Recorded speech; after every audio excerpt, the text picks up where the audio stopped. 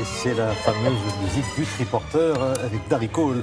Mais là, Loïc Ballet, lui, le Tour de France, c'est toute l'année, hein, ça ne s'arrête pas fin juillet. Ah non, non. Et alors l'été, ça s'accélère un petit peu. Vous en avez même. fait des kilomètres avec le triporteur. Et là, nous allons en Bretagne. Et oui, on a mis cap sur la Bretagne, on est parti du côté du Finistère, à Plouescat.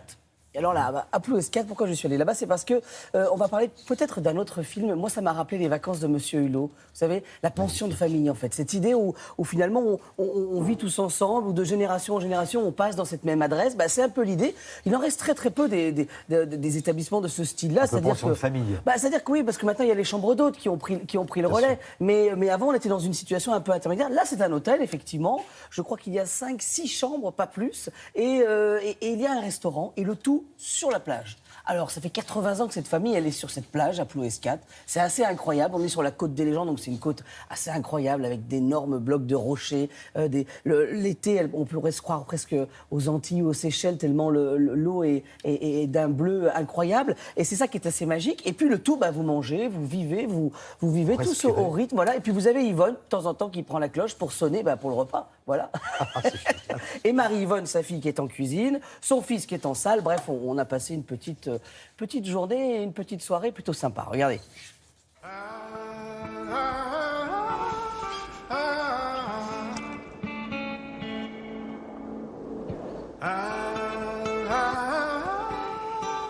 Aujourd'hui, le triporteur est heureux parce qu'il a rendez-vous avec une dynastie, une famille, les Lazou, où depuis 3 générations, sur la plage, ils restaurent et dorlotent leurs clients. Allez hop, on y va, les pieds dans le sable aujourd'hui.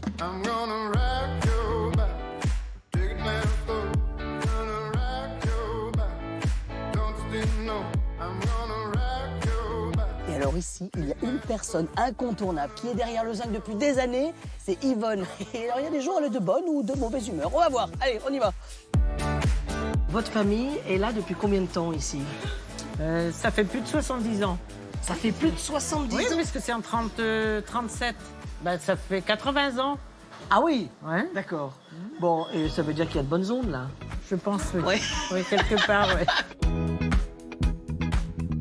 Qu'est-ce que ça vous fait de vous dire qu'il y a des gens qui, depuis 50 ans, tout leur été, ils viennent ici? Ben, ça fait plaisir quand même. Oui. Oui, oui, moi, ouais. Et puis nous, on aime bien les revoir d'un été à un... Oui, on les voit tout le temps, quoi. C'est Oui, pas un hôtel, oui, c'est non, pas... C'est une pension de famille, les gens viennent pour l'ambiance, pour la plage, pour la cuisine aussi, parce qu'elle est bonne. Voilà. Et alors vous êtes jamais en cuisine, Yvonne? Non. Pourquoi? Non. Ben, à ce moment-là, il n'y aurait pas de clients. C'est vrai? Ah bon, parce que vous n'êtes pas bonne en cuisine? Non. Il paraît que vous êtes meilleure en salle. Bonjour mesdames, vous regardez Télé Matin? Oui. Oui. Et ben voilà, nous y sommes. Voilà. Bon, et alors on n'est pas venu tout seul, on est venu avec le triporteur et on va cuisiner. Ben oui, voilà, c'est nous. Voilà, c'est nous. On fait la bise. Ah bah oui, allez, on y va. Voilà. Alors ça se passe comme ça en fait chez vous, c'est ça, c'est normal. Oui.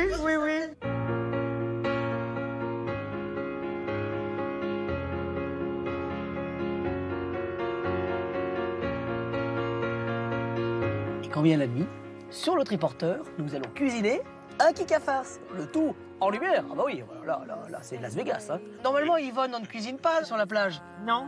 Non, ça c'est une La nouveauté. rivière, on peut manger sur la plage, mais Ouais. cuisiner, non. Le kick à farce. Le kick à farce. Alors Oui, ça, il y a tu des veux gens qui dire n'ont peut-être jamais entendu ce mot-là. Oui, donc kick, Ça veut c'est dire la quoi? viande. Kick, c'est viande. Oui, et farce, c'est le phare. C'est Donc, ce qui est dans à base- c'est voilà. ce qui est dans ce sachet en Tout fait. à fait, oui. On commence par le phare. Oui. Donc, c'est à base de farine de sarrasin, des D'accord. œufs, du lait, de la crème. Une fois que c'est noué pour que ce soit hermétique, on le laisse cuire dans un bouillon pendant 2 heures. Le poisson. Parce que ça, c'est une interprétation de la maison. Oui, donc là en ce moment c'est du lieu, cuit dans le bouillon. Et alors, par-dessus, quand même, pour retrouver quand même l'origine du kick à farce, il y a une petite, Voilà, c'est une ça. petite tranche de... De poitrine fumée.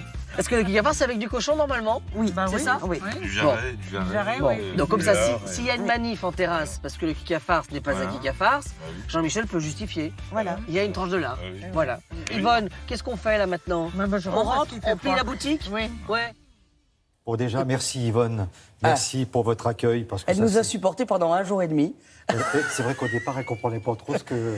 Ah bah non, quand je les appelais, ils me disaient mais pourquoi vous venez nous voir nous Voilà, ils ont l'impression que c'est normal ce qu'ils font, mais tous les produits sont frais, ils font ça avec amour. Voilà, si vous voulez une définition de l'hôtellerie-restauration à la française, et ben vous allez là-bas, vous allez à Plouescat, Rocarbore. Juste pour vous donner un ordre d'idée, je crois que la formule déjeuner, elle est à 13 €. Vous avez déjà vu ça? Les pieds dans le sable, vue sur la mer? Non, ça n'existe pas, regardez. Bon, attendez, il y a 6 chambres, hein. Ah bah oui, il y a 6 chambres, donc voilà, le téléphone va sonner un peu ce matin, normalement.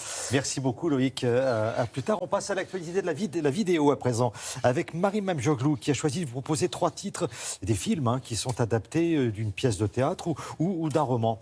Regardez, vous allez certainement reconnaître Fences, Silence, et Un jour dans la vie de Billy Lynn. Where Corey? I want him to help me with this fence. He got recruited by a college football team. It ain't gonna get him nowhere. Corey just trying to fill out your shoes. I don't want him to be like me. I want him to get as far away from my life as he possibly can get. You're the only decent thing ever happened to me, Rose. On commence avec l'histoire bouleversante d'un chef de famille qui a dû abandonner ses rêves pour subvenir aux besoins du clan. You ever give me your feet, them bones that pumping hard? You never done nothing but hold me back, afraid I was gonna be better than you. Denzel Washington s'attaque à un monument du théâtre américain, Fences, pièce écrite par Augusto Wilson. Avec Viola Davis, il délivre une performance prestigieuse. Standing with you. I got a life too. Don't you think I had dreams and hopes? What about my life? What about me? Fences, un quasi huis clos auquel on ne reste pas insensible. Malgré quelques longueurs, c'est du grand art dramatique. Some people build fences to keep people out, and other people build fences to keep people in. Ferreira is lost to us. He renounced God in public and surrendered the faith. That's not possible.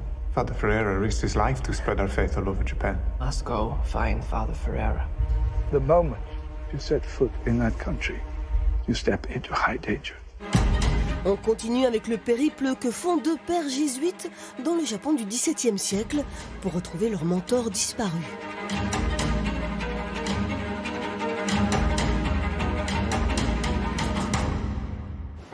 Inspiré d'un roman japonais de Shusaku Endo, Martin Scorsese signe une mise en scène magnifique. It's too dangerous. We asked for this mission. Dans cet univers spirituel, les images sont à la fois violentes et somptueuses. Silence est l'un des grands chefs-d'œuvre de Martin Scorsese. C'est sublime et renversant à ne surtout pas manquer. I pray, but I'm lost. Am I just praying to silence? But what if you don't go? I have to get. I made a commitment. On termine avec un film qui sonde l'âme d'un jeune soldat, transformé en phénomène médiatique pour un acte héroïque dont il n'est pas si fier. Something bigger than yourself. These men are fighters. Let your training guide you. Is it? It's going down. What you did that day no longer belongs to you. It's America's story now. Dans ce film, adapté du best-seller de Ben Fontaine, Ang Lee aborde le patriotisme américain et l'absurdité de la guerre. Un jour, dans la vie de Billy Lynn, la réalisation est brillante, servie par des dialogues drôles et intelligents à voir. The first time in my life, I feel close to something bigger than myself. Merci beaucoup, Marie.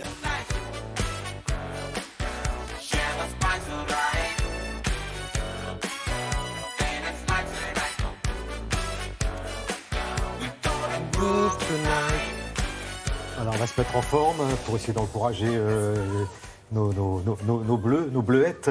Oui. Bon, pour parier sur les demi-finales, il fallait parier sur l'Europe du Nord. Hein. Oui, c'est ça, exactement. Parce que tout ce qui est en dessous, voilà, il n'y a personne. On parle bien de l'Euro, donc qui se passe aux Pays-Bas, et les Françaises qui s'arrêtent en quart de finale. Elles ont été battues par les Anglaises. C'est pas la première fois qu'elles sont battues en quart de finale, ces Françaises. Je propose de regarder ce qui s'est passé hier. Il n'y a eu qu'un seul but. Regardez, les Bleus qui peuvent être déçus. La France, 3e nation mondiale et qui restait sur une série d'invincibilité de 14 matchs, visait le dernier carré. C'était l'objectif fixé par la Fédération française de foot. Et c'est l'Anglaise Jodie Taylor, meilleure buteuse de cet Euro, qui a eu raison des espoirs tricolores. Taylor, à l'heure de jeu qui inscrit son 5e but dans ce tournoi. Bien sûr, les Françaises ont tenté de réagir sans succès. La France s'arrête en quart de finale comme à l'Euro 2009, 2013, au Mondial 2015, au JO l'été dernier. Et en demi-finale, l'Angleterre affrontera les Pays-Bas, le pays hôte. De son côté, l'Autriche a éliminé l'Espagne au tir au but, 0-0 à la fin du temps réglementaire et des prolongations. Les Autrichiennes l'emportent 5-3. Et ces Autrichiennes, elles affronteront dans le dernier carré les Danoises qui ont créé la surprise, l'énorme surprise en battant les Allemandes 2-1. L'Allemagne qui rêvait d'un 7e titre continental d'affilée. Tout ça, ce sera à suivre les demi-finales, évidemment, sur France Télévisions. Bon, on part à Budapest. Camille Lacour. Il a bon dos, Camille Lacour. Oh, pas mal, oui. Vous l'avez vu avant. Je me suis dit, allez, celle-là, je la propose à Grégoire. Elle est pas mal. Oui, elle était très bien, je le note. Elle a bon dos. Il a bon dos, c'est pour les mondiaux. Camille Lacour qui met un terme à sa carrière sur une médaille. Il tire sa révérence, donc regardez sur le podium. Camille Lacour s'offre une sortie en or. Il a remporté hier le 5e titre mondial de sa carrière. Le dernier, car à 32 ans, il a décidé de ranger son maillot, bonnet et ses lunettes. Capitaine de l'équipe de France sur ces championnats du monde, il a décroché l'or sur 50 mètres d'eau. Sa spécialité. Son palmarès, 5 titres mondiaux, on l'a dit, plus 2 médailles d'argent, plus 1 médaille de bronze. Et il faut ajouter 5 médailles d'or européennes. Une ligne manque à son CV tout de même, un podium olympique. Autre tricolore en finale à Budapest hier, Anna Santamans sur 50 mètres, sa première finale internationale, elle termine 6e. La grande gagnante, c'est la Suédoise Sarah Sjöström qui récolte sa 3e médaille d'or dans ce bassin. Une image spectaculaire, le plongeon de haut vol et le titre mondial pour l'Américain Steven Lobue. On le surnomme le Miracle Man, le miraculé, car il y a 2 ans, à La Rochelle, il avait heurté le plongeoir avec sa tête lors du saut à 27 mètres au-dessus de l'eau. Hier, le favori tenant du titre britannique, Gary Hunt, échoue à la 5e place. Et le Français Cyril Oumechkan, lui, s'était classé 21e des demi-finales. Impressionnant, ils arrivent à peu près à 80 km, dans l'eau. On continue avec de la Formule 1. Oui, en retournant en Hongrie, on va plutôt y rester. La Formule 1, c'est le 11e Grand Prix de la saison. Regardez, c'est Vettel qui a gagné hier. Victoire de l'Allemand Sebastian Vettel qui avait décroché la 48e pole position de sa carrière. Et sur le circuit du Hungaroring, le champion du monde 2010, 2011, 2012, 2013 signe sa 46e victoire, la 4e saison. Il a devancé son coéquipier Ferrari, le Finlandais Raikkonen. Autre Finlandais sur le podium, Bottas, qui est 3e au classement général. Vettel est leader devant le Britannique Hamilton. Sport auto encore, rallye avec la 9e manche de la saison en Finlande et victoire finlandaise, celle de Esa-Pekka Lappi. C'est sa première victoire en WRC. Le Français Sébastien Ogier, champion du monde en titre, victime d'un accident vendredi, n'avait pas pu reprendre la course normalement. Et il est devancé au classement général par le Belge Thierry Neuville. On va terminer avec du tennis. Le Meyer a gagné. Il y avait 2 garçons, ils s'appelaient tous les 2 Meyer sur le cours. L'Argentin Leonardo Meyer a battu l'Allemand Florian Meyer. 6-4, 4-6, 6-3. Ça se passait à Hambourg. Et il y a 6 jours, Leonardo Meyer s'inclinait au 2e tour des qualifications de ce tournoi. En fait, c'est un lucky loser, vous savez, ce garçon qu'on va repêcher quand un adversaire, un concurrent s'est désisté. Voilà, donc un lucky loser chanceux, un vrai chanceux. Voilà. Et le meilleur à gagner, c'est pas mal non plus. Merci beaucoup. Nous continuons avec Sophie Pignal. On va parler de l'emploi. Et l'emploi, c'est aussi l'affaire des régions. Et c'est en tout cas la conviction de la région Nouvelle-Aquitaine qui a décidé d'informer sur les opportunités qu'offre son territoire. Et parmi les métiers qui recrutent, il y a la viniculture. Qu'est-ce que c'est au juste ? Sophie Pignal.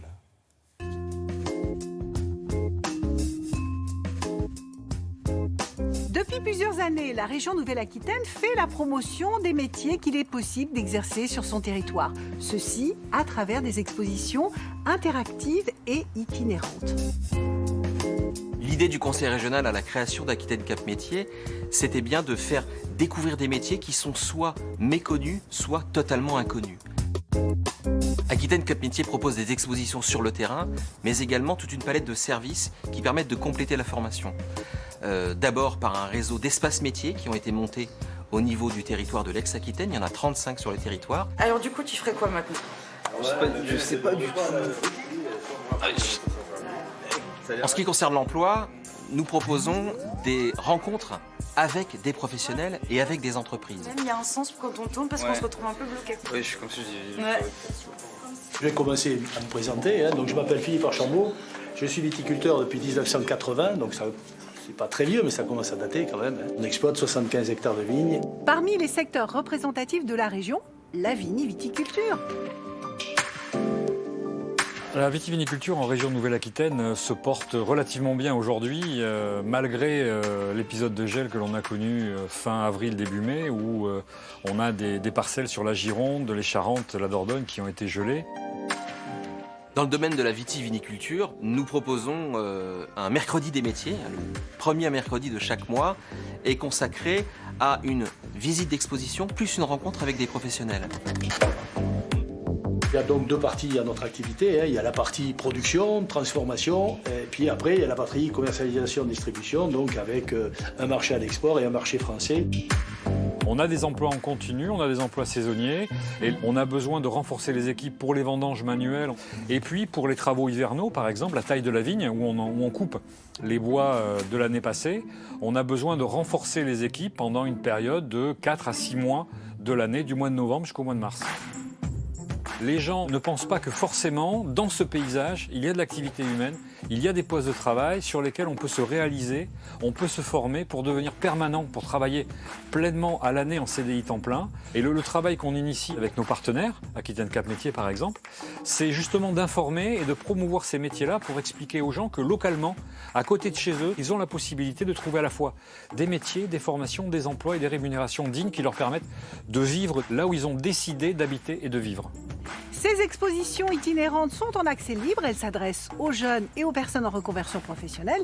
L'idée est de les accompagner vers des métiers offrant de réels débouchés. On laisse des livres d'or à disposition du public et outre les commentaires sympathiques sur nos animateurs, on voit bien que des gens réalisent tout d'un coup que le champ des possibles s'élargit pour eux. Et je crois que dans ce cas-là, on a un petit peu gagné la partie. Voilà, c'est noté. Si vous voulez en savoir davantage, vous allez sur le site de Télématin, sur les réseaux sociaux. Merci beaucoup, Sophie.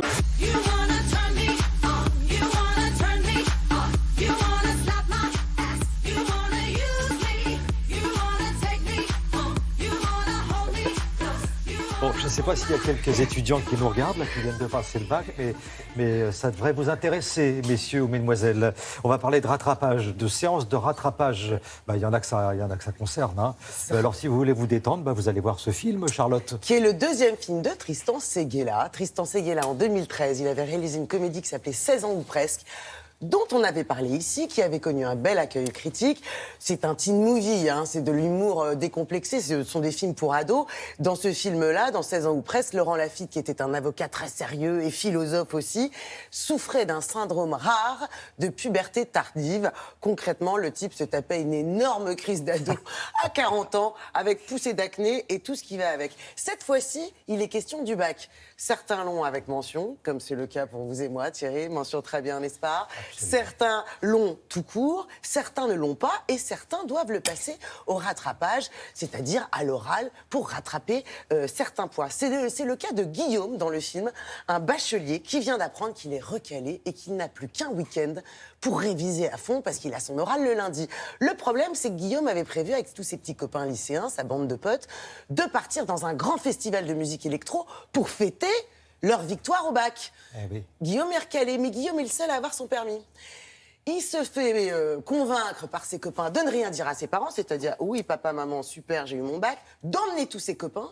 Et ses copains lui disent « Mais t'inquiète pas, là-bas, tu pourras réviser parce qu'on t'emmène. Il y a un des petits frères qui est un surdoué et qui est censé le faire réviser pendant le bac. » Bon, tout ça, c'est une excuse à Tristan Seguela pour nous faire un film. On est un petit peu dans l'humour, dans la veine de Very Bad Trip, des frères Farelli, de Judd Apatow. Ça va dégénérer, c'est de l'humour un peu premier degré, très décomplexé. Je dois dire que moi, ça m'a beaucoup plu parce que déjà, c'est bien joué, c'est efficace, mais aussi, même si les années bac ne sont pas si loin pour vous et moi, évidemment, Thierry, j'ai replongé avec jubilation et nostalgie dans cette période pleine d'effervescence. Alors, on a rencontré Tristan Seguela, le réalisateur, et Vincent Dezania, l'un des acteurs du film, qui joue l'un des conseillers en orientation. Vincent Dezania, qu'on a connu à ses débuts à la télé avec Michael Youn. Ouais. Puis au cinéma, vous vous souvenez, Les 11 Commandements, La Beuse et dans les films d'Edouard Baird. Donc rencontre avec ces deux jeunes garçons pleins de talent. Bonjour les garçons. Bonjour. Bonjour. Bonjour madame. Mademoiselle. Mademoiselle. Non, alors on reprend. Non, bonjour que... Charlotte. Bonjour. Bonjour les garçons. Bonjour Charlotte. Bonjour maîtresse. On dit bonjour maîtresse. Je l'ai, mec. Bon, c'est bien. C'est bon. À nous festival. Ça veut dire quoi, admis au second groupe? Ça veut dire que tu vas passer un week-end de merde. Désolé pour ceux qui sont au rattrapage. Hop, chacun son tour, les gars. Non, mais en fait, on est là pour le soutenir. Il va en avoir besoin, votre pote. Tristan, il y a 4 ans, vous aviez réalisé 16 ans ou presque. Ça vous travaille un peu l'adolescence? Je pourrais difficilement dire le contraire. Après, ce qui est sûr, c'est que évidemment, c'est 2 teen movies, comme on dit. Le premier, c'était une régression. Là, c'est plus une progression. Après, oui, ça me travaille, mais moi, j'aime bien l'adolescence. On dit toujours que c'est l'âge ingrat. Pour moi, c'est plus positif. C'est un peu l'âge d'or, même. C'est un mélange. Il y a des passages un peu compliqués. Genre, alors, une oreille plus grande que l'autre, un bras qui traîne par terre. C'est pas cool. Hein. On a l'impression qu'on fait partie d'une secte. Salut, mademoiselle. Allons, on y va. Premier arrivé, premier servi. Quel genre d'ado vous étiez, Vincent? Ah bah ça. Oh, non, voilà. Ouais, c'est ça. Le bras qui traîne par terre. Très peinard et un peu trop, parce que justement, et donc j'étais le bon copain des filles et ça marche pas. Ça, là, le Sahara, quoi. Le désert de Gobi au niveau des relations, l'enfer. En fait. Et vous, Tristan, vous gardez un souvenir heureux de cette période ou pas? Assez heureux, ouais. Mais bras qui pendent quand même pas mal aussi, hein. Voilà. Et quelques petites éclatades de gros boutons, quoi. Roi Cutane, même, en fait. Je suis même allé jusque-là. Lèvres qui sèchent, quoi. Guillaume, il va se retirer les doigts du cul et il va bosser tout le week-end. D'accord, ok. Tu sens l'enfant qui devient homme, là? T'es massé ouf. Je veux voir mon bac. Vous étiez un ado complexé ou pas, Tristan? Je dirais pas ça, malgré tout. Mais en fait, moi, j'ai pas vraiment fait de crise d'ado. Hein. Donc, je l'ai fait un peu dans les films. Moi, ma crise d'ado, elle a duré 4 minutes. Ah bon? Chrono, ouais. Alors j'ai dû répondre une fois à mon père, genre « c'est bon, on a qu'à arrêter de vivre !» Et il me fait « Tiens, viens voir 2 secondes. » Et voilà, après terminé. Socrate ne dit-il pas que la seule chose que je sais, c'est que je ne sais rien? Ah, mais dans votre cas, j'avais cru comprendre. Tristan, est-ce que c'est un film qui a été difficile à monter? En fait, moi, je tiens jamais même à tellement savoir quel est le budget du film, c'est pas la question. Mais ce que je sais, c'est que c'est un film qui se tient économiquement. Et on savait dès le début que c'était un film avant tout pour les jeunes, quoi. Pas que pour les jeunes, mais avant tout pour eux. C'est pas un film qui a vocation, comme on en a beaucoup, à jouer un truc un peu transgénérationnel. On voit beaucoup même de comédies qui essaient d'avoir un pied chez les parents, un pied chez les enfants, un pied chez les grands-parents, un pied chez les nains. Là, c'est plus ciblé, on va dire. Et du coup, ça resserre un peu tout. Ça resserre aussi peut-être le budget. Mais ça me donne, moi, plus de liberté. Plus de liberté. Voilà. Tristan, Vincent, mille merci. Merci à vous. Merci. Bon, heureusement, il y a Ramzi qui joue l'examinateur de philo, qui est génial. Voilà, ça sort dans 10 jours, le 9 août. Voilà, le teen movie. Teen movie, film pour ados, mais bon, vous voyez, j'ai ri aussi. Donc, Bon, on ne vous dit pas si le gamin a eu son bac, vous saurez ça si vous allez voir le film. Merci Charlotte, à plus tard.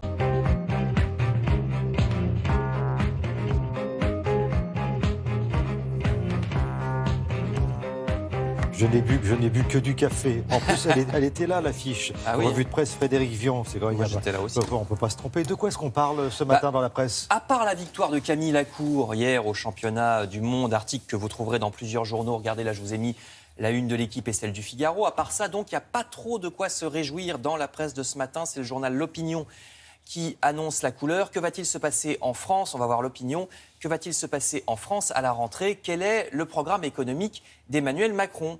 Il veut supprimer les aides aux entreprises qui sont inefficaces et qui ne créent pas vraiment d'emplois. Il veut aussi baisser l'impôt sur la fortune, la taxe d'habitation ou l'impôt sur les sociétés. Alors quand on baisse les impôts, c'est parce qu'on espère que les gens et les entreprises qui payeront ainsi moins d'impôts vont dépenser plus et faire marcher le commerce et créer plus d'emplois. C'est un pari, parce qu'en pratique, ça ne marche pas toujours. À ce propos, le Parisien aujourd'hui en France est assez pessimiste. Il faudra de toute façon se serrer la ceinture, écrit le Parisien. Il manque à l'État plus de 4 milliards pour boucler l'année 2017. 4 milliards, rien que ça. Le gouvernement a donc déjà serré quelques ceintures. 850 millions ont été supprimés pour l'équipement des militaires, 250 millions supprimés pour la police et la gendarmerie, 150 millions pour la justice, des secteurs qui pourtant sont déjà à l'os. Nos forces de l'ordre sont épuisées et les magistrats, vous le savez, sont submergés de travail. C'est pour ça que la justice est très lente, donc c'est pas prêt de s'améliorer. Pour eux, des crédits ont été également supprimés pour les HLM. Ce qui scandalise, regardez l'Humanité. Le logement des pauvres est pris pour cible, titre l'Humanité. La construction de pas moins de 12 000 logements sociaux vient d'être annulée, alors que même si ces 12 000 logements avaient été construits, on serait encore très en dessous de ce qu'il faut pour loger tous les Français. L'Humanité rappelle qu'après la baisse des APL, ça commence à faire beaucoup contre le logement, d'autant plus que c'est une fausse économie parce que les gens sans domicile qui sont hébergés en urgence dans les hôtels, ça coûte beaucoup plus cher à la fin, à l'État, que si on les loge décemment dans des HLM. Article à lire dans l'Humanité. Alors, est-ce qu'on fait bien les économies là où on le devrait? C'est la grande question. Non, dit le Figaro, qui parle des gabegies françaises. Le Figaro prend l'exemple de la formation professionnelle, qui est un scandale depuis des années, parce que l'argent des impôts qui financent la formation professionnelle est distribué, cet argent, n'importe comment, aussi bien aux formateurs qui travaillent sérieusement qu'à des autres officines de formation qui, au contraire, sont peu sérieuses et qui servent qu'à faire de l'argent en donnant une formation pas sérieuse du tout. Donc, d'un côté, l'argent des impôts est dilapidé, écrit le Figaro, et puis de l'autre côté, il y a un autre problème, il y a ceux qui devraient payer des impôts et qui n'en payent pas. Libération déplore que certaines grandes multinationales ne payent toujours pas, loin de là, pourtant ça fait un moment qu'on en parle, ne payent toujours pas les sommes qu'elles devraient. Google, Apple, Facebook et Amazon, ce qu'on appelle les GAFA, c'est les initiales. L'État français perd des milliards parce que ces entreprises qui ont pourtant une activité en France déclarent cette activité dans d'autres pays pour ne pas payer leurs impôts. Les GAFA profitent du fait qu'elles n'ont pas de présence physique. C'est le problème d'Internet. Tout se passe en virtuel dans des serveurs informatiques, donc vous pouvez vous déclarer un peu n'importe où dans le monde. Il faut donc que les gouvernements s'attaquent à ce problème. Il faut inventer une manière de faire payer des impôts comme tout le monde à ces entreprises qui font des milliards de chiffres d'affaires et qui se moquent du monde. D'autant plus, ajoute Libé, regardez, d'autant plus que pour les bons élèves, c'est-à-dire les entreprises ou les gens comme vous et moi qui payent leurs impôts, c'est quand même parfaitement anormal de payer pour les autres. Donc, quand donc les gouvernements s'attaqueront-ils sérieusement à ces multinationales qui fuient l'impôt? Grand dossier ce matin de plusieurs pages à lire à ce propos dans Libération. Merci Frédéric. Alors une autre visite guidée, celle de Thomas Hervé cette fois-ci, qui nous emmène en vadrouille à la Fondation Cartier, qui expose tout l'été à Paris des clichés de voitures signés des plus grands, mais vraiment les plus grands photographes des quatre coins du monde. Regardez.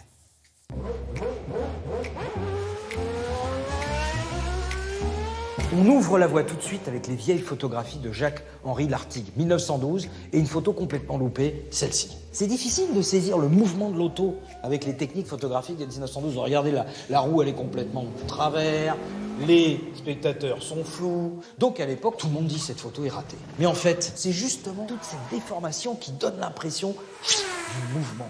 Et c'est pour ça qu'aujourd'hui, cette photo est considérée comme un chef-d'œuvre. Qui file!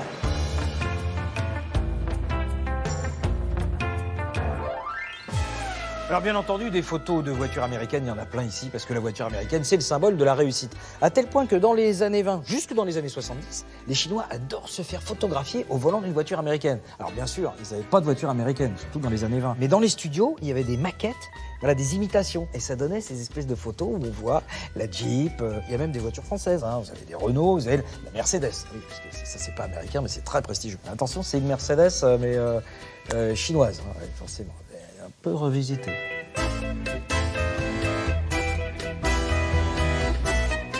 Et puis il y a aussi des voitures mythiques, la Ford de Bullitt, Steve McQueen, dans les rues de San Francisco, avec Matthew Porter qui fait un hommage justement à ces voitures américaines qui décollent complètement dans la rue. Alors là, vous voyez, celle-là, elle est à peu près à 7,50 m. On se dit, mais comment est-ce qu'il a fait la cascade? C'est simple. Il a pris une toute petite voiture miniature avec des fils de pêche, là, comme ça. Il l'a suspendue, et puis voilà. Petite voiture, mais grosse ficelle.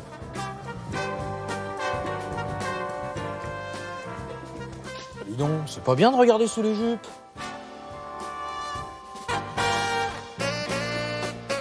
Et puis, il y a le coup de maître de Jeff Guess, photographe américain qui vit en France. Il va se marier, donc tout le monde attend la photographie. Que va-t-il faire pour immortaliser ce moment?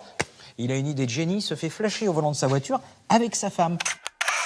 Il récupère le cliché auprès de la gendarmerie nationale, et voilà sa photo de mariage. 98 km/h. Il n'a pas eu de dragée, mais il a eu une amende. J'ai pas lavé la voiture, j'ai mardu sur la bordure, je roulais à vive allure, et voilà les flics sont là. Et pour terminer, le premier concept car de l'Afrique de l'Ouest, qui est photographié sous tous les angles. Alors, c'est une voiture, c'est très simple, qui est assemblée à partir de 15 voitures différentes.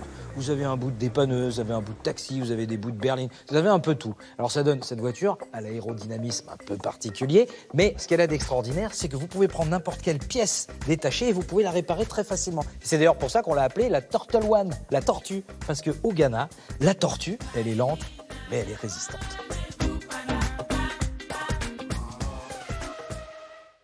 La Autophoto, c'est à la Fondation Cartier, c'est jusqu'au 24 septembre.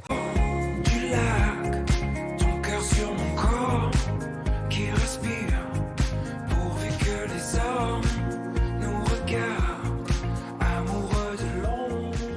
Télématin qui connaît bien le festival, Julien Doré. Sarah, je vais résumer. Un Télématin sans Ramatuelle, c'est comme Ramatuelle sans festival. Et Ça n'est sans pas Télématin possible. d'ailleurs. Ça Parce que n'est plus Télématin est possible. très présent Ben oui. à Ramatuelle chaque année. Alors, 33e édition du Festival de Ramatuelle, les 10 ans de la disparition de Jean-Claude Brialy, qui a fondé avec Jacqueline Franjou ce festival. Et donc, cette édition met à l'honneur, rend hommage à Jean-Claude Brialy. Donc, 10 ans de disparition et 10 ans de Michel Boujna, qui est directeur artistique depuis la disparition de Brialy. Et donc, nous avons rencontré et le directeur artistique Michel Boujna et la présidente Jacqueline Franjou, qui nous explique un peu comment on peut encore évoluer, ne pas baisser les bras. Vous savez, ils s'interdisent le désespoir, le côté blasé, ça n'existe pas chez eux. Il y a encore des choses à découvrir, il y a encore de l'excitation quand ils vont rajouter chaque année toutes les disciplines. C'est-à-dire que si demain, il y a encore une nouvelle discipline artistique, elle sera au tableau dans la prochaine édition. Donc nous les avons rencontrés, ils racontent un peu comment ils ont fait leur petit choix pour cette année. Regardez. Au soleil et à la mer. Avec toi. On recommence. On recommence. Alors, vas-y. On recommence. Vas-y. Madame Franjou, très heureux de vous rencontrer. Vous êtes bien la présidente du Festival de Ramatuelle. Depuis combien de temps vous occupez-vous de Ramatuelle? Monsieur Boujna, je m'occupe de Ramatuelle depuis 33 ans. Et vous? C'est magnifique. Eh bien, moi, comment vous dire, et avec raison gardée, je dois vous le dire, ça fait 9 ans, ça va être l'année prochaine ma 10e année, comme un anniversaire. Le Festival de Ramatuelle, pour moi, c'est extrêmement important. Ça compte beaucoup dans ma vie. Donc, ne doutez pas de ma présence, même quand je suis pas là. Jacqueline Franjou fait tout. En fait, je ne fais rien. Que tout le monde soit au courant, que la vérité éclate. Je suis le plus grand feignant de la Terre et heureusement qu'il y a Jacqueline, et pas que Jacqueline, parce qu'il y a toute une équipe. Je me sens pas, moi, isolé dans ma tour d'ivoire, directeur artistique, et je ne crois pas que Jacqueline se sente isolée dans sa fonction de présidente. On se répartit les tâches, sur les spectacles, on décide ensemble. Il y a des spectacles qu'on va voir tous les deux, il y a des spectacles qu'on va voir chacun de notre côté. Mais tout ça, c'est une fois de plus une équipe. Moi, je suis la partie apparente de l'iceberg. L'iceberg, c'est elle.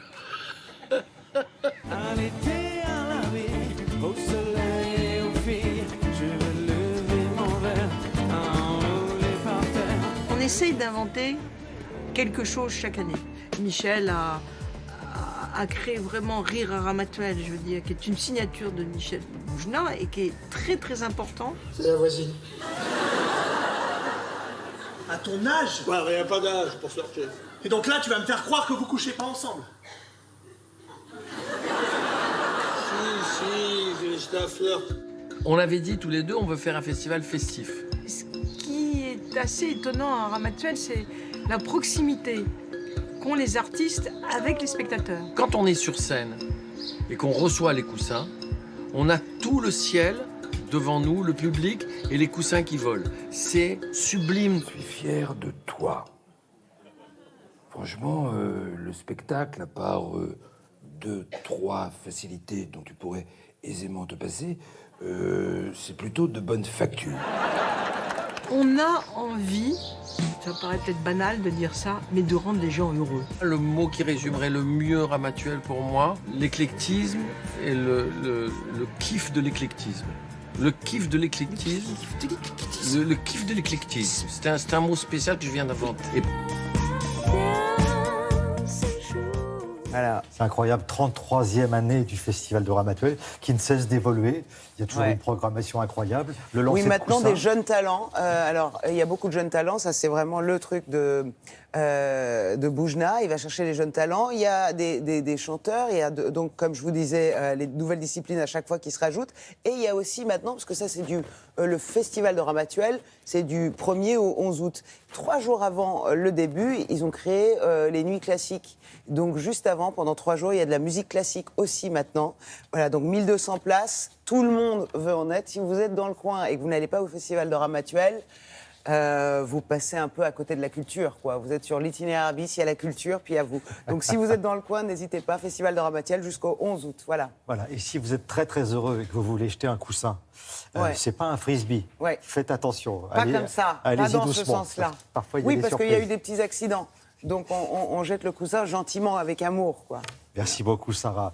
C'est un monde, oui, c'est un monde, et là, vous allez voir que c'est un monde magnifique. Cette semaine, on va vous faire découvrir des îles de rêve, des trésors cachés, des places désertes avec des eaux turquoises magnifiques. En bref, des petits coins de paradis. Ramatuelle, c'est bien. Et ces petits coins de paradis, on va les découvrir avec nos correspondants de France 2 dans le monde. Et tout de suite, direction la Grèce pour découvrir une petite île. Elle est tellement bien cachée qu'on a du mal à la trouver sur une carte. C'est l'île de Psérimos. Regardez, c'est un reportage d'Alexia Karfas.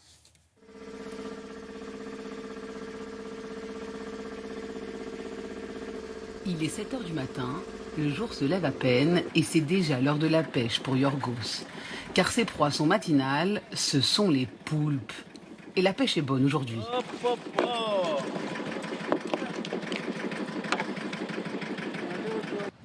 Nous sommes à Psérimos, une petite île cachée dans le Dodécanèse, bordée de sable fin et où les pêcheurs ont un rôle prépondérant. Vous savez, ici, on vit un peu comme des exilés. Il n'y a ni hôpital, ni autorité portuaire. C'est difficile. Mais on est habitué depuis notre enfance à ce mode de vie. Donc on pêche pour nourrir les quelques habitants. C'est la seule méthode pour le tuer.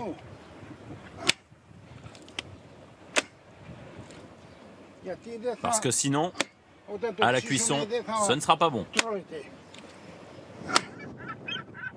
Car les pêcheurs ont l'embarras du choix. Et pour cause, les fonds marins regorgent de beauté.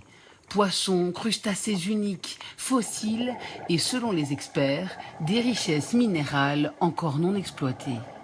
Pour les découvrir, il faut venir équipé, car rien n'est organisé sur place. À défaut, on peut apprécier les eaux cristallines qui caressent les pieds. Car à Psérimos, les rares touristes n'y passent que quelques heures en marge d'une excursion. La plupart viennent de Kos ou de Kalymnos. Les bateaux faisant la navette en profitent pour charger toutes sortes de provisions pour les besoins des Psérimiotes. Une fois sur place, les visiteurs n'ont plus qu'à se laisser enivrer par les charmes de l'île. Pour nous, c'est le paradis.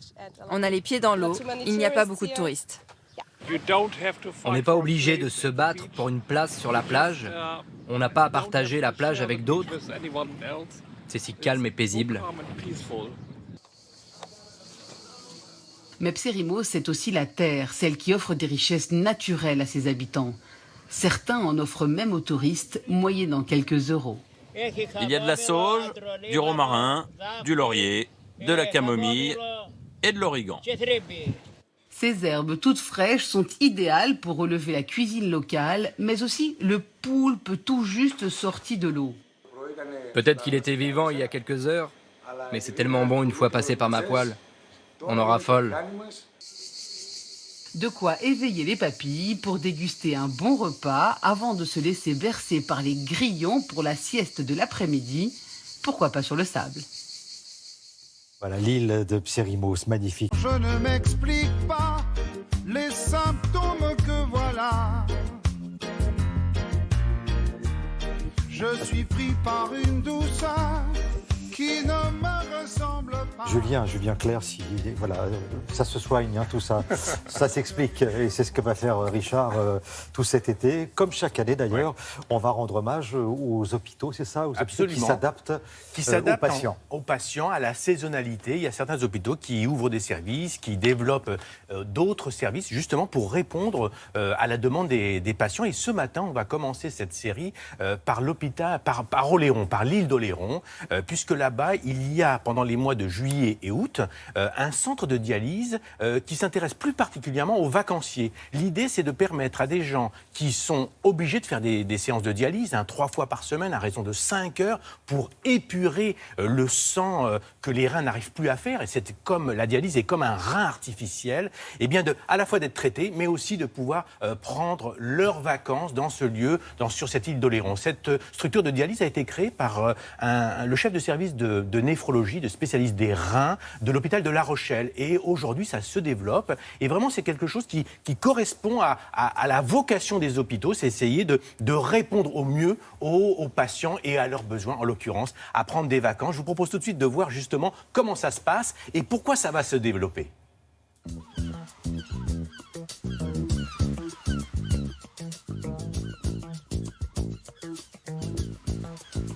Thierry prend ses quartiers d'été sur l'île d'Oléron, face à La Rochelle. Car ici, on peut l'accueillir dans un centre de dialyse ouvert aux vacanciers dont les reins sont défaillants. S'il n'y avait pas ce centre de dialyse, je serais obligé de rester chez moi, dans la région de Limoges, de ne pas bouger. Je serais prisonnier de cette maladie. Les centres de dialyse accueillant des vacanciers, c'est indispensable. Ce patient, nous le connaissons depuis 2015, c'est un habitué. Il vient passer quelques séjours par an sur l'île d'Oléron et nous l'accueillons pour ses dialyses 3 fois par semaine. Il fait partie des 30 patients que nous accueillons cet été, de juillet à début septembre. Même situation pour René, originaire de la région de Toulouse, accompagné par sa belle-fille. S'il n'y avait pas ce centre, je ne pourrais pas aller en vacances. Pour trouver un lieu de vacances, c'est pas si facile. Ça demande beaucoup de temps. Il faut s'y prendre 6 mois à l'avance. Nous avons déjà fait Thonon-les-Bains, le Mont-Saint-Michel, Saint-Jean-de-Luz, le Massif central. Alors la prochaine fois, nous essaierons d'aller en Alsace avec la famille, parce que c'est important aussi pour la famille de pouvoir accompagner les patients en vacances qui sont dialysés. Pendant 4 à 5 heures, cet appareil, et notamment son filtre, vont épurer leur sang. Tous les déchets de leur organisme sont éliminés grâce à cette machine qui fait office de rein artificiel. C'est le cas pour Thierry. Je vais bien, la séance se passe bien, il reste à peu près 3 heures de traitement. Et puis comme ça, cet après-midi, je pourrai profiter de l'île d'Oléron. Et dans 3 heures, après un repos, car la dialyse fatigue, il retrouvera ses amis pour une balade sur la plage. Sa prochaine séance de dialyse est prévue dans 48 heures. Thierry, il faut d'une certaine façon une compensation. C'est 5 heures par séance de dialyse à raison de 3 séances de dialyse par semaine, parce qu'il faut remplacer les reins qui ne marchent plus. Donc on peut imaginer que cette structure, elle répond aux besoins, parce qu'ils doivent prendre leurs vacances, prendre du bon temps. S'il n'y avait pas ce centre de dialyse, ils seraient obligés d'aller à La Rochelle, aller sur le continent. Donc c'est vraiment quelque chose de... On peut profiter, si on a envie d'être sur l'île d'Oléron, on peut y aller tranquillement. On peut se soigner par la même occasion. On peut se soigner à condition de s'inscrire à l'avance, parce que là, on montre une situation idéale, mais sur les 43 000 dialysés, tous ne partent pas malheureusement en vacances, mais il y a certains qui ont vraiment un parcours du combattant pour trouver un centre de vacances. Parce que là, on montre que ça se développe ici à Oléron, mais aussi en Bretagne, un peu partout. Mais encore faut-il s'inscrire bien à l'avance. Donc tous les renseignements sur le site de Télématin. Toutes les informations là-dessus. Si vous êtes concerné, si vous voulez en savoir un peu plus, et on se retrouve tout à l'heure avec grand plaisir. Julia va nous parler d'un problème qui concerne les vacanciers et les océans. Vous allez voir qu'il y a un rapport, la crème solaire.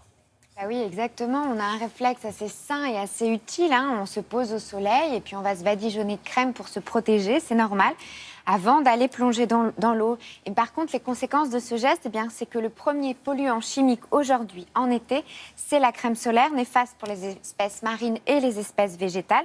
Ça tue les coraux, entre 4 000 et 6 000 tonnes de crème déversées dans les océans par an. Je ne sais pas si vous imaginez. Évidemment, la solution, ce n'est pas d'arrêter de se badigeonner, mais de choisir la bonne crème. Et il y en a qui existent. Elles ont été recensées par le site, notamment UFC Que Choisir, qui a fait une sélection. Et cette sélection, on la trouve également sur la page de Vogue. Et regardez, il y a plusieurs marques, plusieurs produits. Alors en général, ce sont des crèmes qui sont avec des filtres minéraux, des crèmes biodégradables. Elles sont tout aussi efficaces pour vous protéger, je le précise. Certaines fois, comme elles sont bio, elles sont plus chères, un tout petit peu plus chères. Mais ça vaut peut-être le coup si on veut protéger les océans pour les 50 prochaines années, en fait. Voilà, on va essayer de bronzer, mais à long terme. Voilà. C'est ça. Merci beaucoup. À plus tard, Julia.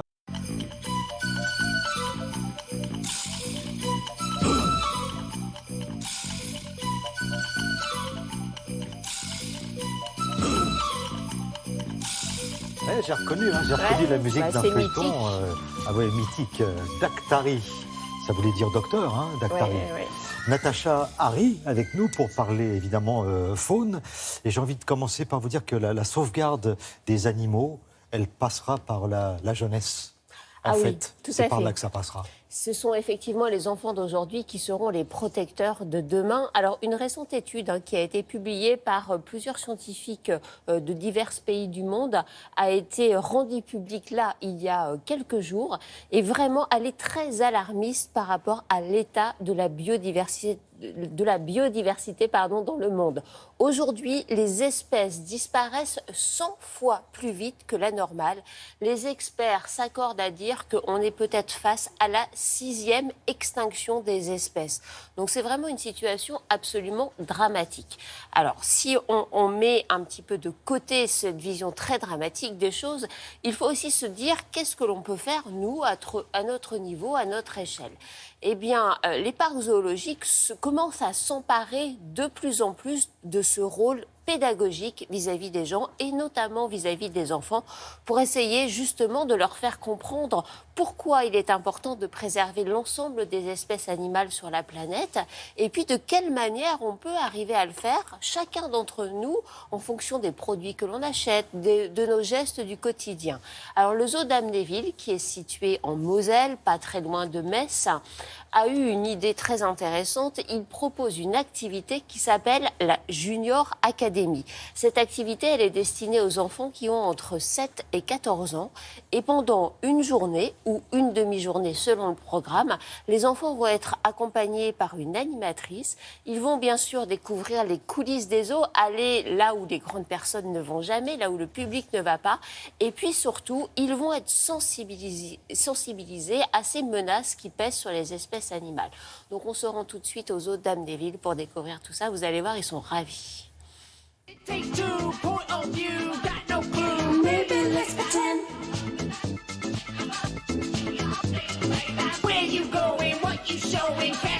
Zoo Academy, c'est en fait notre école.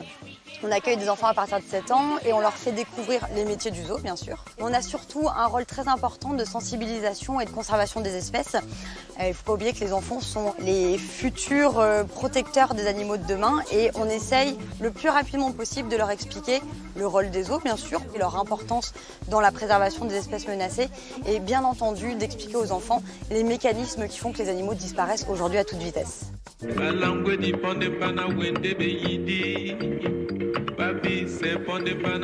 On accueille les enfants à 8h30. On va avoir un court débriefing pour parler un peu de la journée. Le matin, c'est initiation au métier de soigneur, donc préparation de la nourriture, nourrissage des espèces. Et l'après-midi, on va vraiment se concentrer sur la partie entraînement. Aujourd'hui, l'entraînement médical, c'est quelque chose qui est très important dans les zoos. On attend que les animaux coopèrent pour pouvoir faire des actes médicaux. Ça nous permet de réaliser des prises de sang sans aucun stress, des échographies, suivre les naissances ou même les gestations sans aucun problème. Ensuite, une fois que la théorie est terminée, on va observer ça sur le plus gros de nos animaux, c'est Nico l'éléphant. Et puis, une fois que cette partie-là est terminée, les enfants peuvent aller regarder l'entraînement aux otaries. Ce qui les émerveille le plus souvent, c'est le contact direct qu'ils ont avec les animaux. Ils sont vraiment acteurs de leur journée. Nous, on se sert beaucoup de l'émotion de ces animaux-là, justement, pour essayer de leur rappeler sans cesse que ces animaux existent aujourd'hui, qu'on n'est pas sûr qu'ils existeront encore demain.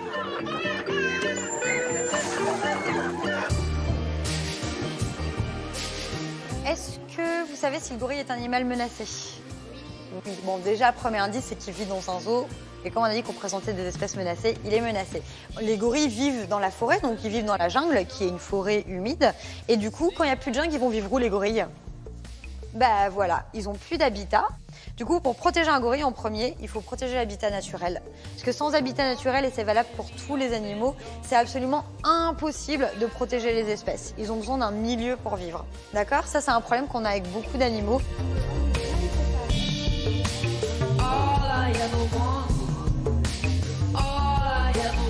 Alors le message qu'on souhaite leur faire passer, c'est que nous sommes tous aujourd'hui malheureusement acteurs de la disparition des espèces avec notre mode de vie. Il faut arriver à choisir des gestes nature, à respecter l'environnement, à reconnecter les enfants avec la nature aussi et que les enfants repartent chez eux avec une espèce de mission qui est celle de la protection de l'environnement. C'était bien? Oui. Trop bien. Et c'est quoi votre plus beau souvenir de la journée? L'Otari. Coati, les ratons laveurs, les tigres, les éléphants, tout. L'Otari, tout.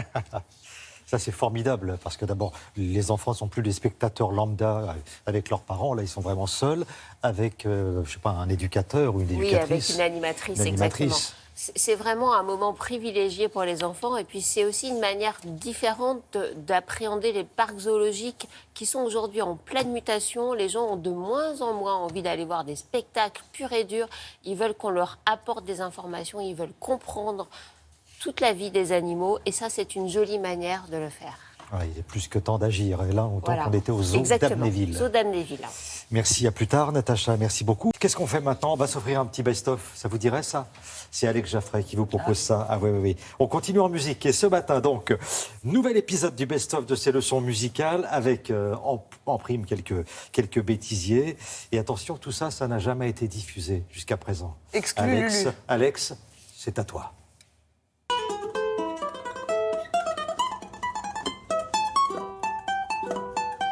Bah non, c'est pas moi. Ah non, depuis l'avènement de la bande magnétique en studio, tout est permis. Oui, c'est un laboratoire où on peut tout se permettre. Et croyez-moi, de John Lennon à Hans Zimmer en passant par Moby, ils ont tous passé un malin plaisir à découper, inverser, retourner. Ils ont tous bidouillé comme des cochons. Il y a qui ce cochon? Le monument absolu de François Droubet, il l'a écrit en 1974 et c'est ceci. Chapi, chapeau, patapo, chapeau, chapi, patapi. Mais d'où vient cette petite voix? Eh bien, si on ralentit le générique, on la ralentit une première fois, ça donne ceci. Si on le ralentit une deuxième fois, ça donne ceci, et c'est la voix de François Droubet. Chapi, chapeau, patapo, chapeau, chapi, patapi, biribi. Chapeau, François. Et il y a un chanteur français qui a beaucoup aimé l'album de Tater. C'est même Sir Paul McCartney. Je vais vous parler de Hans Zimmer, compositeur de musique de film qui a écrit entre autres la musique d'Inception, un film dans lequel les gens rêvent, puis re-rêvent à l'intérieur de leur rêve, puis re-rêvent à l'intérieur... Enfin, vous avez compris à peu près le principe. Écoutons le générique d'Inception avec des cuivres extrêmement graves comme ça. Souvenez-vous, c'est l'intro du film, DiCaprio couché sur le sable, des montagnes de flotte sur le museau. Ah oui, ça rigole pas, hein. Bon... Finalement, j'ai changé d'avis, je vous parle un petit peu d'Edith Piaf. Pourquoi? Parce que dans le film, les personnages se réveillent en écoutant ce titre. Musique écrite par Charles Dumont en 1956. Ah, vous la connaissez, c'est bon, on va pas l'écouter jusqu'au bout. En revanche, on va écouter l'introduction. Les cordes, un petit peu de cuivre, on stack, pom, pom, pom, pom, hein, hop. Un petit peu cuivré comme ça. Eh bien, moi, j'ai envie de ralentir ça de moitié. Écoutez bien. Vous me voyez venir, hein? Ah ouais. Et quand on le réduit encore de vitesse, ça donne ceci. Et c'est quoi, ça? C'est le générique d'Inception. Mais oui, parce que Hans Zimmer, le compositeur de la musique de film, s'est dit, quand vous êtes en train de rêver dans un rêve qui lui-même rêve, quand vous entendez une musique, elle est extrêmement ralentie. Voilà pourquoi le générique d'Inception, eh bien, c'est l'introduction de Non Rien de Rien, réduit de 75%. La bonne tête de vainqueur. Adèle Lomax est un ethnomusicologue qui, Et oui, parfois ça arrive et on envoie des postillons sur l'objectif. On va écouter Porcelaine, des fois que vous ne l'ayez pas écouté déjà 150 millions de fois.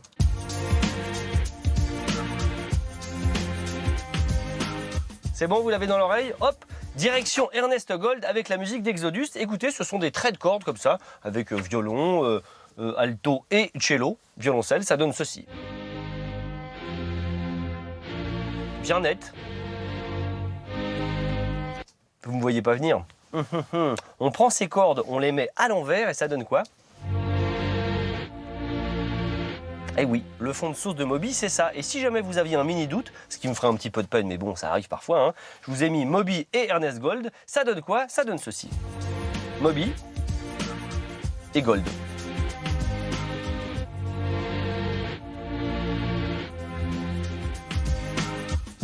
C'est tout pareil. C'est fermé, messieurs, dames. Oui. Allez, au revoir, bonnes vacances. Oui, c'est un peu cafeteur hein, quand même. Hein. Eh oui, merci beaucoup Alex. En tout cas, on continue ce best-of durant tout l'été avec Alex Jaffray. On va parler maintenant d'un autre musicien. Alors là c'est le top du top. 74 ans. Alors, on va peut-être pas parler de sa vie, il y a peut-être d'autres raisons pour lesquelles on va parler de lui. Julia. Oui, effectivement, Mick Jagger a fêté le 26 juillet, donc la semaine dernière, ses 74 ans. Et il crée la surprise avec 2 titres, comme celui que vous pouvez voir là, England Lost, 2 titres solo qu'il a sortis tout seul comme un grand, sans son groupe. Dans ses chansons, l'artiste pousse les Britanniques à réagir face à la situation très alarmante pour l'Angleterre, qui est le Brexit. Alors là, vous venez d'écouter la première, il y en a aussi une deuxième qui est très très bien, 2 chansons qui font le buzz sur Internet, très politique. England Lost d'un côté, Gotta Give a Grip de l'autre, pousse au questionnement, à se prendre en main, joue sur la carte politique du Brexit, de l'isolement dangereux de l'Angleterre par rapport à l'Europe, et toujours évidemment des morceaux de guitare complètement dingues et de très belles images.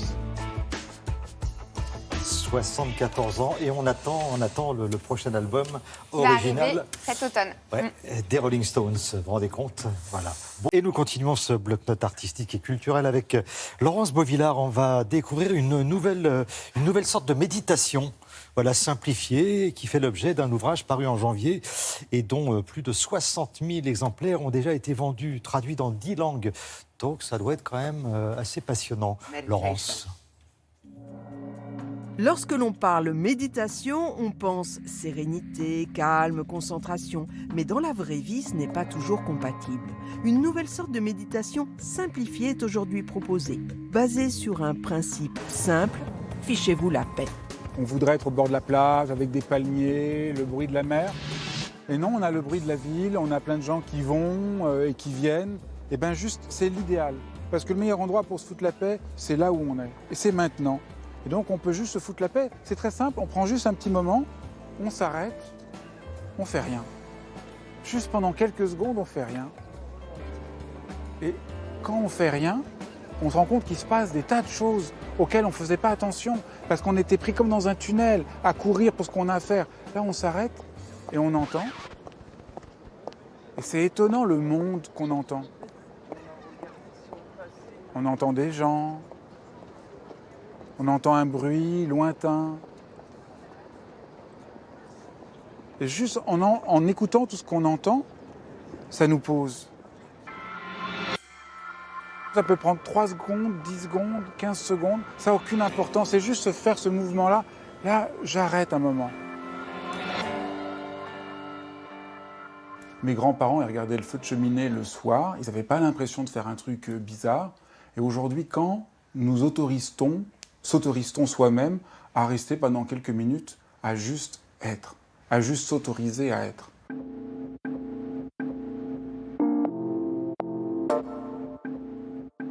Il y a des contraintes qui sont importantes de suivre si elles sont justes et elles permettent de se déployer, mais il y a aussi des contraintes qui nous étouffent et il est important à ce moment-là de pouvoir dire non, de pouvoir désobéir pour trouver une manière juste d'y répondre. Et je crois que contrairement à ce qu'on raconte souvent, nos contemporains ne sont pas du tout égoïstes et fermés sur eux-mêmes, ils veulent juste trop bien faire. La maladie de notre temps, c'est des maladies de gens qui veulent trop bien faire. Et le burn-out est exemplaire, extrêmement éclairant sur ce phénomène-là. Les gens qui font de burn-out, c'est souvent des gens qui sont passionnés, qui veulent vraiment donner le meilleur d'eux-mêmes, et au bout d'un moment, ils n'arrivent plus à s'écouter. On est en train de vouloir correspondre à des modèles qui font qu'on se coupe des ressources, des émotions qui sont en nous. C'est dommage. Qui, au fond, n'est jamais angoissé, malheureux, jaloux, déprimé? Les psychopathes et les morts. Donc la prochaine fois que vous vous sentez triste ou angoissé ou en colère, dites-vous « je suis vivant ». Cette nouvelle méthode de méditation simplifiée s'adresse aux particuliers, mais elle est également enseignée dans les entreprises, dans les écoles et même dans les hôpitaux auprès des médecins et des malades. Et partout, le constat est le même. Elle apporte de l'écoute et de la bienveillance de soi-même et des autres. Et ça change la vie. Merci beaucoup, Laurence.